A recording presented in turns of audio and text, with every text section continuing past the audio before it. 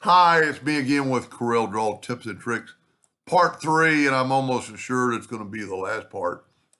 The gentleman that's been helping me, I guess just today, it's been like it's been going on forever. And then he added some white.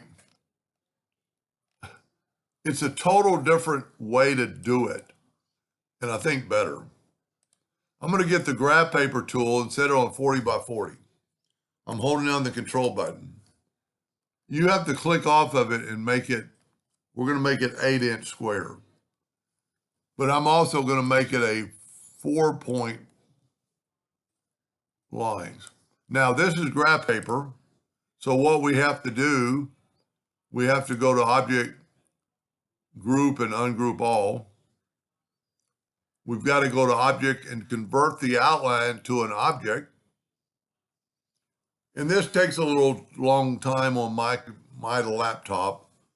And for those of you that have heard me mention that before, I'm about to break down and get me a new laptop. So this takes a little bit of time. And once it's done that, you've got to weld it together. That takes the equal amount of time. Anyway, then take that and double click. Mainly this is your rotation, but if you go here and skew it,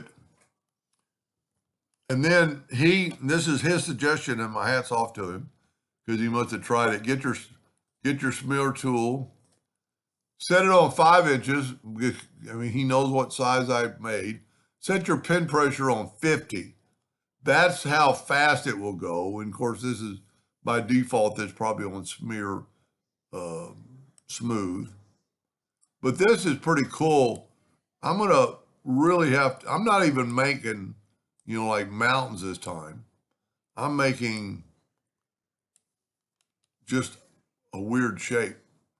And what I like about in looking at this, the next time I need to have a blowing flag in the wind, that doesn't look like that.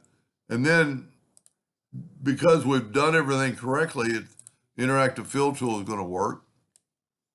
And we're going to put yellow in that corner and red on this one. He keeps showing me black, which looks really good.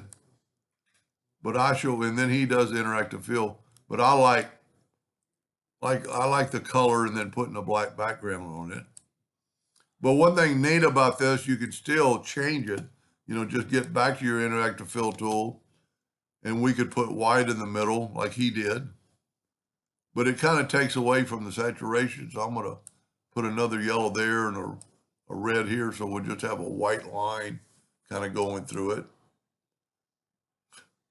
And this is, I don't know that anybody would ever need to draw that, but that's pretty cool.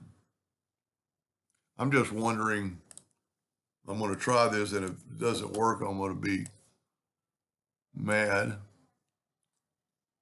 I've got to be able to see that circle, and I can.